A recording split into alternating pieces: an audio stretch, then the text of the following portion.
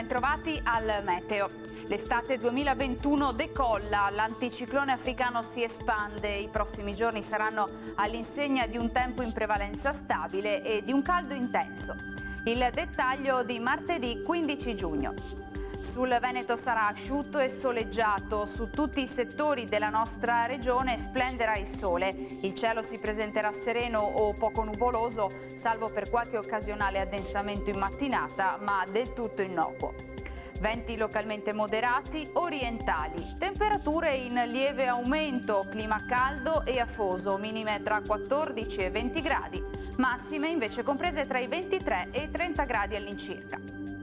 Ci spostiamo ora sul Friuli Venezia Giulia, anche qui cielo più nuvoloso in mattinata, ampio soleggiamento con il passare delle ore e senza piogge. Temperature minime tra 14 e 18 gradi, massime poi sui 24-27 gradi. Infine ci spostiamo sul Trentino Alto Adige, dove non cambia lo scenario, anche qui tanto sole e nulla di particolare da segnalare. Temperature minime intorno ai 16-17 gradi, massime sui 29-31 all'incirca. Dal meteo di Antenna 3 per ora è tutto, grazie per l'attenzione e arrivederci.